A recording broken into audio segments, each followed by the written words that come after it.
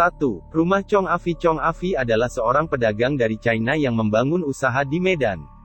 Ia membuat usaha perkebunan hingga memiliki 10.000 karyawan. Kehebatan yang dimiliki oleh Chong Afi membuatnya sangat dihormati oleh orang Medan, Sultan Delhi, hingga para petinggi Belanda yang kala itu masih berkuasa. Meski kaya raya dan punya kedudukan tinggi, ternyata Chong Afi suka memberikan sebagian hartanya kepada masyarakat. Setelah meninggal, Chong Afi meninggalkan rumah yang bisa dibilang mewah dengan desain yang unik. Menurut kabar, rumah yang saat ini dijadikan museum menyimpan banyak misteri. Saat malam banyak orang mendapatkan penampakan-penampakan.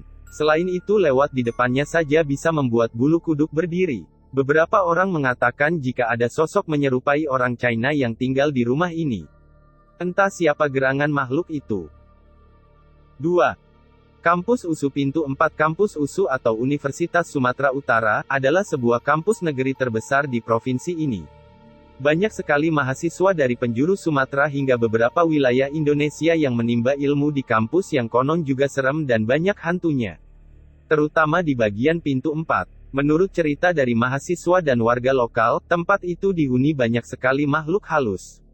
Pintu 4 dikenal banyak sekali pohonnya. Banyak orang beranggapan jika pohon besar itu adalah sarang hantu. Jika abis maghrib Anda ke sana, maka suasana mencekam akan langsung terasa. Jika Anda pria maka hantu wanita berbaju merah kadang nampak, bahkan kadang naik ke atas boncengan motor. Serem banget kan? Kalau enggak percaya boleh uji nyali ke sana. 3. Sun Plaza. Sun Plaza adalah sebuah pusat perbelanjaan yang sangat besar. Bangunan ini memiliki sekitar 6 lantai yang menjual aneka kebutuhan masyarakat. Usut punya usut, ternyata mall yang banyak dikunjungi orang ini berhantu. Hal ini terjadi sejak ada peristiwa bunuh diri di tahun 2006 silam. Seorang wanita nekat terjun dari lantai 4 dan akhirnya meninggal dunia di tempat. Selain itu pada tahun 2014 silam juga ada satpam yang tewas ditikam di dalam kamar mandi. Hal ini menambah sederetan cerita kelam di mall ini. Saat malam hari banyak pengunjung ataupun satpam yang merasa diikuti seseorang. Selain itu juga sering terdengar suara-suara aneh seperti orang kesakitan. Warga sekitar meyakini jika hantu yang sering mengganggu itu berasal dari korban bunuh diri. Ia bernama Rita Wongso yang rela terjun karena merasa depresi dengan nasib keluarganya. 4. Kuburan depan SMA Sutomo I. Banyak orang yang mengatakan jika kuburan di depan SMA Sutomo I sangat angker. Sering sekali ada penampakan makhluk aneh di tempat ini. Di malam hari suasana di area makam sangat mencekam meski berada di tengah kota.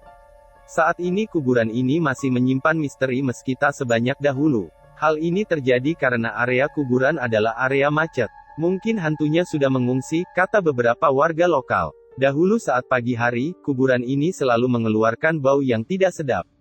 Bukan bau wangi khas bunga yang ada banyak di setiap kuburan. Jika Anda penyuka wisata mistik, enggak ada salahnya menengok ke tempat ini. Siapa tahu Anda bisa bertemu dengan penghuninya. Serem.